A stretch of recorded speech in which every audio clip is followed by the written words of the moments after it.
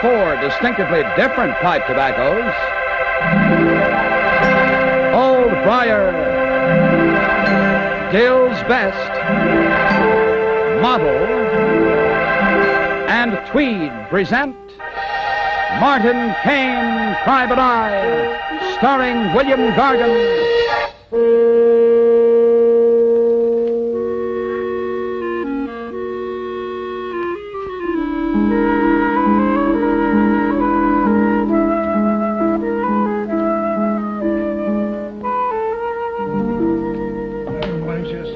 Come on, Miss. My mail, sister, please. Ain't much here for you. No. Just this note here from Madam. Madam, what does he want? What you want to see you for, Mr. Smith? You back in your rent? Oh, hardly, Chester, hardly.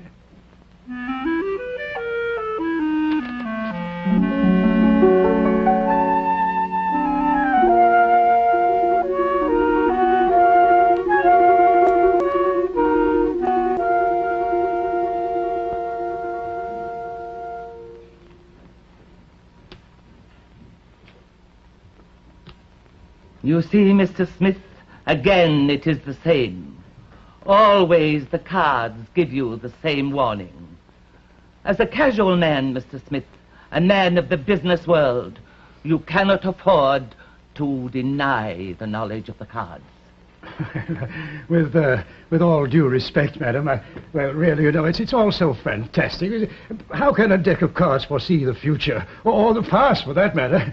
No, I'm sorry, but I'm afraid I can't take all this mumbo-jumbo very seriously, so if you'll please excuse me. So be it. It is on your own head. But when evil comes to you, remember well what the cards foretold. And think on this. There are many windows into the future, but for one so gifted, the past, the present, and the future are of a single instant. Oh, yes, of course. I don't mean to doubt your skill in these matters, but not at all. But, all right, if you please allow me. Mr. Smith, you are a guest at my hotel. Oh, but please, madam, Madame Zornak does not accept money from a friend. Oh, well, that's very kind of you and all that, but I really thought that I should. Good morning, Mr. Smith. Yes, good morning. Oh, Madam Swinnick, are you sure? I mean, are you absolutely certain? What I'm trying to say is there any chance of error? None. I see. Thank you. Good day.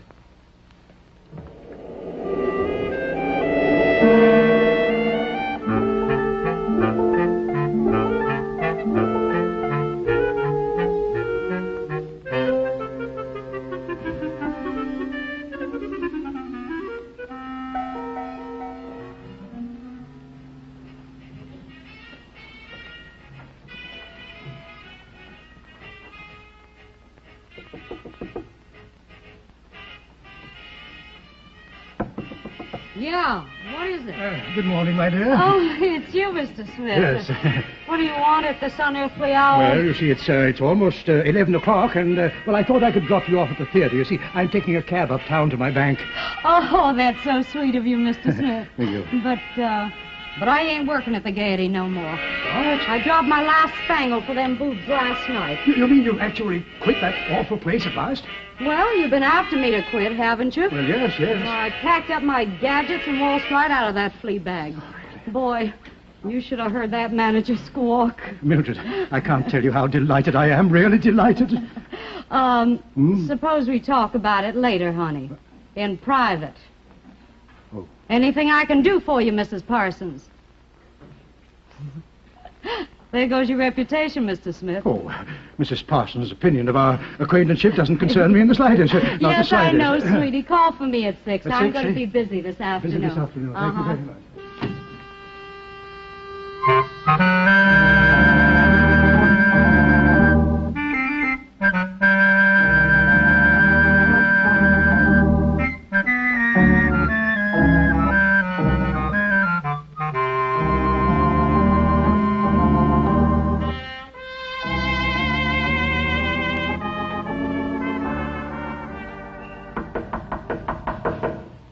Well, the door's open. Come on in. Mr. Kane? Mr. Martin Kane? That's right. Mr. Kane, I'm in dreadful trouble. I want you to help me. I beg of you, please. Well, that's part of my job to help people. Won't you have a seat, Mr. Smith, Warren A. Smith. All right, now have a seat, please. Take it Thank easy, you very and much. let's start at the beginning. My life savings, Mr. Kane. $10,300 stolen or lost not more than 20 minutes ago. Did you notify the police? No, I didn't. Why not? Well, because I think I know who's behind this terrible business, and, I've been such a fool. Such a fool. Well, you still haven't answered my question. Oh, well, you see, Mr. Kane, there's someone very, very dear to me, and I wouldn't want that person to find out how gullible I've been. A woman, Mr. Smith? Yes. Yes, you see, if I prosecuted, well, there'd be investigators, newspaper I men... see. You want me to conduct an investigation on the QT, is Yes, that right? yes, I don't want to prosecute. I just want my money back. All right, now suppose you give me the details. Well, it was at my bank.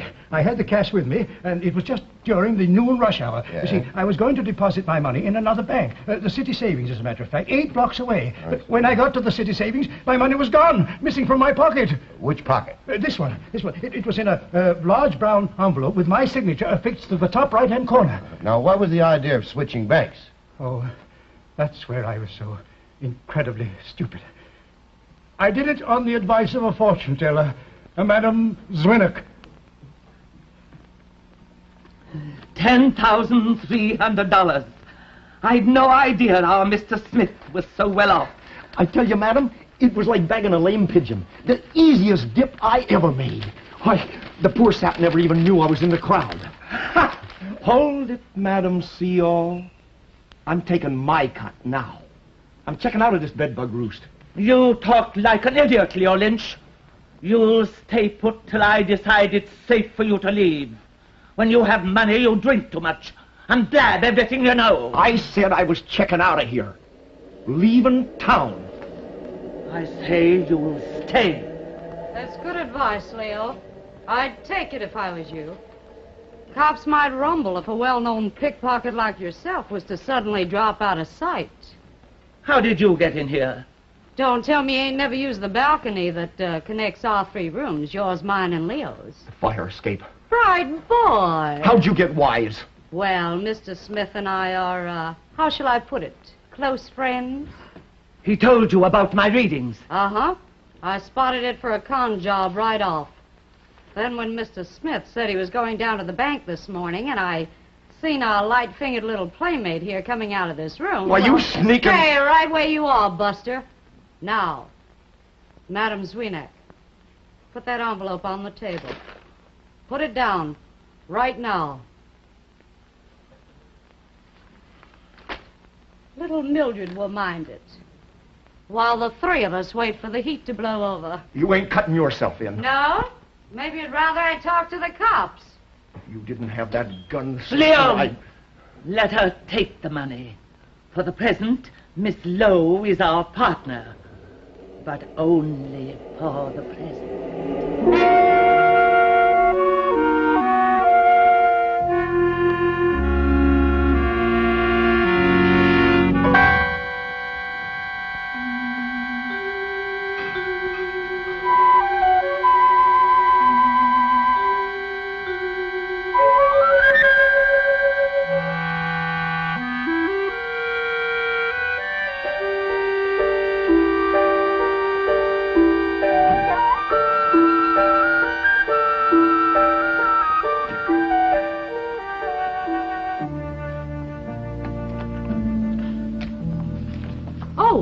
Mrs. Parsons, I thought I heard you locking your door.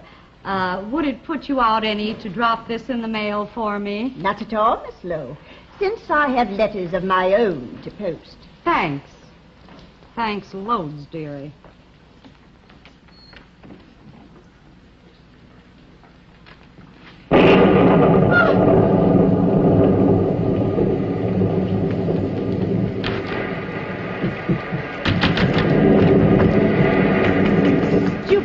No, it's jammed. Oh, what's the use? It's broken.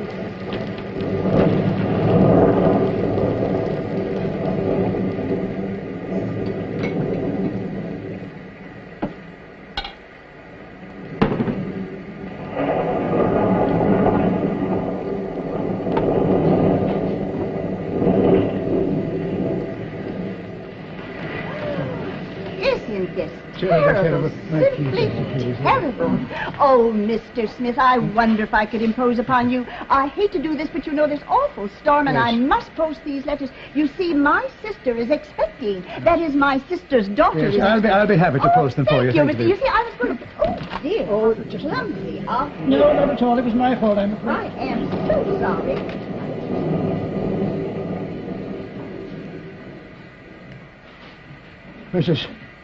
Mrs. Parsons, where did you get this envelope? Why, Miss Lowe asked me to mail it for her. Mr. Smith, is there something wrong? No. No, it's quite all right.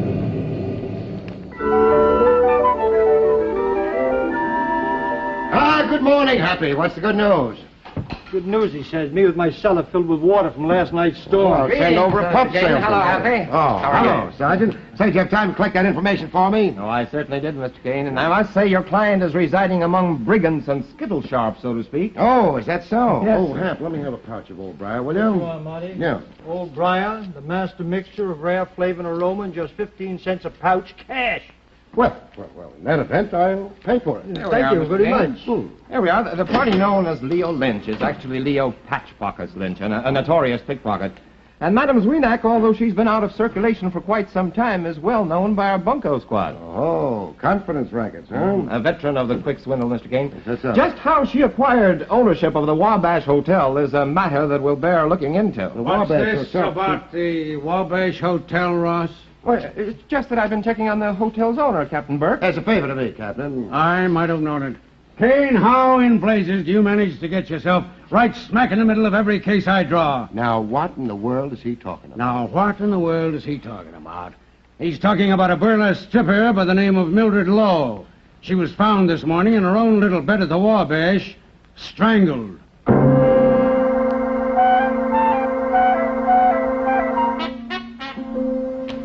Well, that just about covers all the physical evidence. The medical examiner places the time of murder at about 3 this morning. The murder weapon was 2 towels knotted together to form a strangler's noose. The room was locked and chained from the inside, and the door was forced open by the porter and Madame Zwienak. And the only entrance besides that was through this window by way of the fire escape. And we didn't find any footprints in the mud down in the alley. Well, obviously, an inside job. Oh, the killer must have come from one of the 2 adjoining rooms connected by the fire escape, Mr. Kane. Yeah. Madame Zweenak's next door, or Leo Lynch's beyond that. Uh-huh. Well, looks like she might have been drinking a little bit, huh?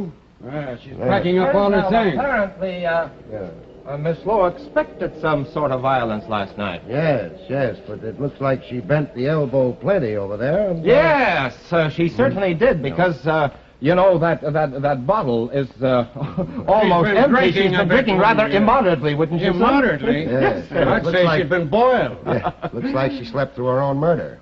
Well, That's very funny, Kane. All right, Sergeant, come on, we'll get downstairs and question the guy, that sucker who was taken for his Oh, dog. Mr. Smith is next door, attempting to call Mrs. Parson, Captain.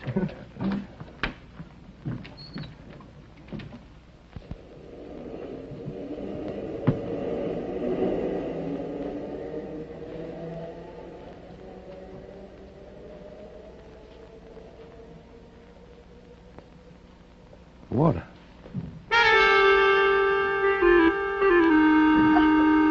And so, Captain, you can imagine my surprise when Mrs. Parsons handed me the very envelope to which my signature was affixed and which contained my life savings. There. We all know that you were posting that letter to Miss Lowe. Well, how do you figure this stripper got a hold of your cash, Well, Smith? I'm sure I don't know, Ross. Well, why didn't you report your discovery to the police, Mr. Smith? That was my first intention, but when I got to the police station, I just couldn't bring myself to report Mildred. You see, I had hoped that someday Mildred and I would be married. Oh, turn it off, lady. You may get him yet. Had Miss Lowe accepted your proposal, Mr. Smith? Well, no, not exactly, no, but she had taken my advice and left that theater place. Oh, terrible place. And she was going to look for more suitable employment. Okay, now suppose you tell us what you did do after you didn't do what you should have done. After I didn't... I beg your pardon? After you decided not to report Miss Lowe to the police. Well then, you see, I returned to the hotel. You see, I intended confronting Mildred with the letter and, well, demanding an explanation, but when I got there, I found that Mildred had visitors, and I heard voices, a rather heated argument going on. I heard Madame Zwinnick's voice, and I think I heard Mr. Lynch's. You think? I think it was Mr. Lynch's, yes. All right. What are they arguing about? Oh, I couldn't tell you that, Captain. I didn't stay to eavesdrop. So I left the hotel for about an hour, and when I got back, I found Mildred, and she was all alone. But she was so nervous, frightened, so perturbed, in fact, that, well, after a few minutes, I thought I'd better leave. And so, you see, I decided that it would be better to talk to her about the envelope in the morning, the way she was. Yeah, then I suppose you went right straight to bed. Oh, yes. It was almost 9:30. Oh, brother.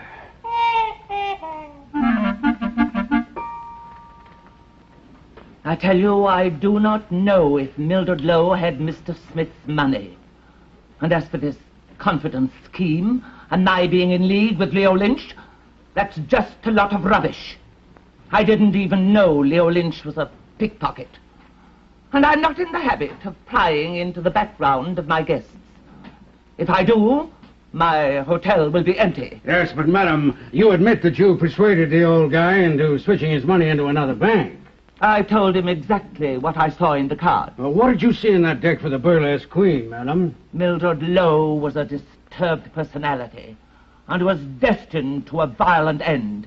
Now, you don't suppose you could just shuffle those cards and tell me who it was that helped her to make her exit?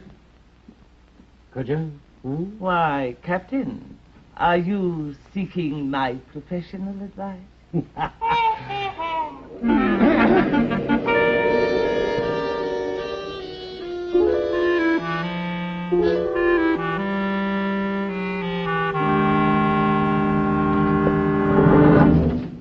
Well, if it ain't the private snooper himself.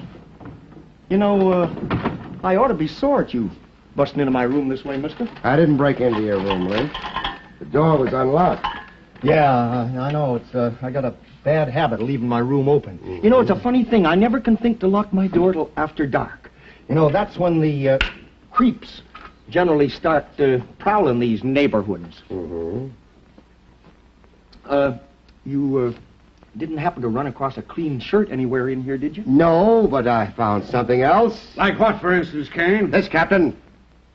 Chloral hydrate, knockout drops, and the bottle's half empty. When I discovered that Mildred, the bottle that Mildred were in the glass that she was drinking out of was washed, I decided to look for a few blackout drops. Well, where'd you find them, Kane? Well, some people keep money in mattresses. This fellow used it as a medicine chest. So this stripper was not only loaded with gin, but she was also drugged. Why did you murder her, Lynch?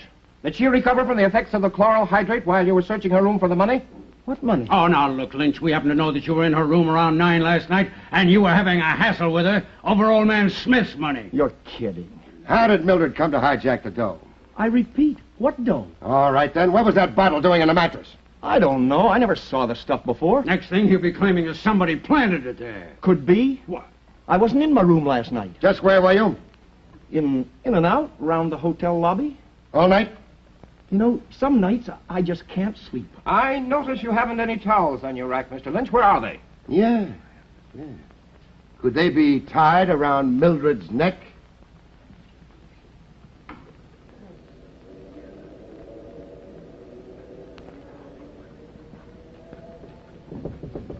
Come in, Mr. Smith. The door is open. Oh, it's you, Mr. Kane. I thought it was Mr. Smith. He's been so kind. Well, that's nice. Mrs. Parsons, do you think you're able to get up and go down to police headquarters? Police headquarters? Yes, you see, Captain Burke is about to arrest Mr. Lynch, and we'll need a statement about Mr. Lynch from everybody that lives on the floor. Of course, it's just routine, and if you don't feel well enough, why, we can take a deposition. I shan't indulge myself. You know I never yet have shirked my duty as a citizen. I see. I never liked that man, that Mr. Lynch, shifty. From the first time I laid eyes on him, I said to myself, Agatha Parsons, there is a shifty type. Oh, yes. Mr. Kane. Yes, just I sit right there. wonder if you'd get me a glass of water from the bathroom. Yes, with pleasure. Oh, that door's been permanently locked for 10 years, Mr. Kane. I'm afraid you'll have to get it through the hall doorway. A door that's been permanently locked? The new key, it doesn't fit.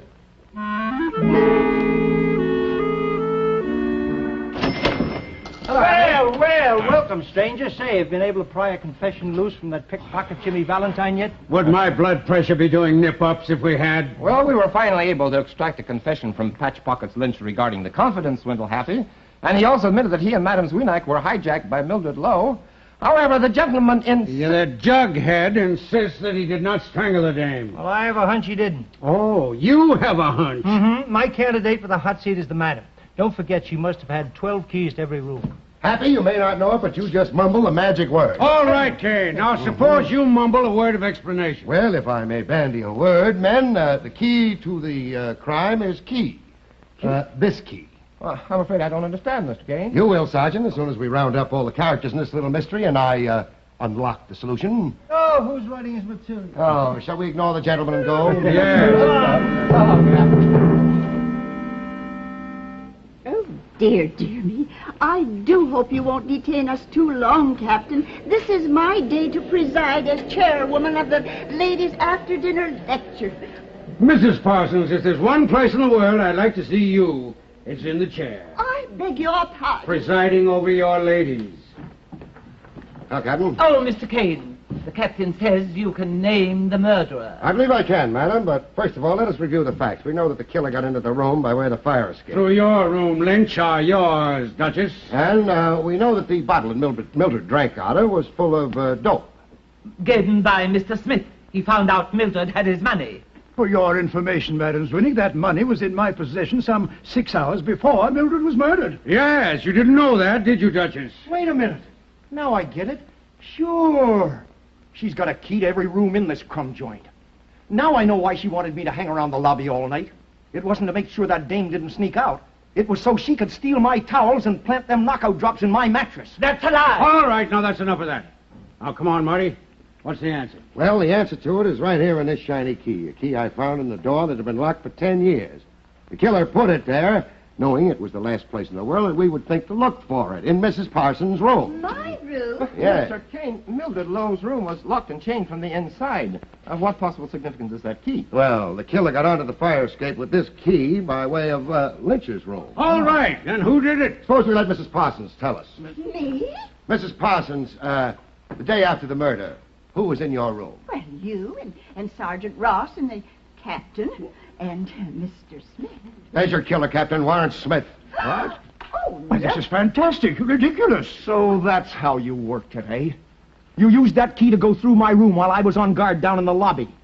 You swiped my towels to choke that dame with. Then you planted those knockout drops in my mattress. Why, you crummy old hypocrite. You almost framed me right into the chair. All right, Sergeant. Take Lynch. All right, Get him come out. along, Mr. Get him Lynch. out of here. Come along. I advise All right, you not to Smith. resist. Now, you can be my guest. Now, just a moment. That key doesn't prove I murdered Mildred. I was in love with her. I had my money. I had no reason to kill her. Love is a very unpredictable emotion, Mr. Smith. Sometimes it does some funny twists, warps a man's imagination. Especially when the object of that love is a tramp, caught red-handed in a $10,000 double. You can't bluff me, Mr. Kane. You have no evidence. That key doesn't prove anything. According to the law, every locksmith has to leave his seal of his work. I checked with the locksmith that made this key. According to the description of the man who paid for it, you fit it exactly. Shall we dance? Well, you can say that again, Sergeant. When any guy Smith's age sets his cap for a gallon of burlesque line, dynamite. You know, this case has a rather unique aspect, Happy. For instance? Well, all the suspects were eventually arraigned. Smith for murder, and Madame Zwinak and Leo Lynch for the confidence swindle. All the suspects? Mm-hmm. How about this one? Oh, hello, Miss Parsons. Oh, Sergeant Ross. Well, I'm so glad I found the right place. This is Happy McMahon's tobacco shop, isn't it? None other, madam. Mr. McMahon. Oh, well, then where is Mr. Kane? You know, he promised to give me an hour of his time tonight. Oh, for what purpose? Well, you mustn't breathe a word of it to Oh, Mr. Kane. It's a surprise. A surprise? Oh, a delightful surprise. You know, I called a special meeting of the Ladies' After-Dinner Lecture Society, and Mr. Kane is to be the guest speaker. Martin! Don't you dare leave. There's a lady waiting to speak to you. Oh, Mr. Kane, I'm so glad that you're not late. Well, shall we hurry? I have a very delightful surprise. Yes, I'm at your disposal, Mrs. Parsons. Let's, well, we mustn't be tardy, Mr. Kane. Come along. Yes, let's not be tardy. Go. Oh, Happy, how could you? I could, and I did. Good night, Martin. Good luck, Mr. Kane. Watch those splint infinitives, son.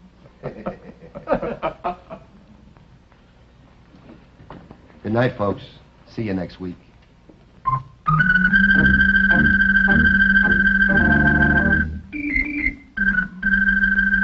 Martin Kane, Private Eye, has been brought to you by the makers of those 4 distinctively different pipe tobaccos. Old Briar, the master mixture of rare flavor and aroma. Dill's Best, flavor cut for extra mildness and cool smoking. Models so high in quality, so low in price. And Tweed, the shaggy rough cut tobacco.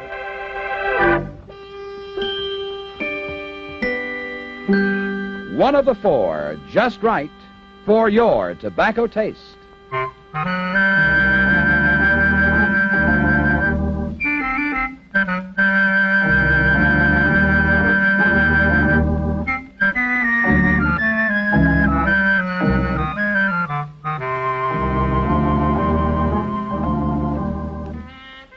William Gargan also appears weekly in the other exciting series of Martin Kane, Private Eye, on radio over another network.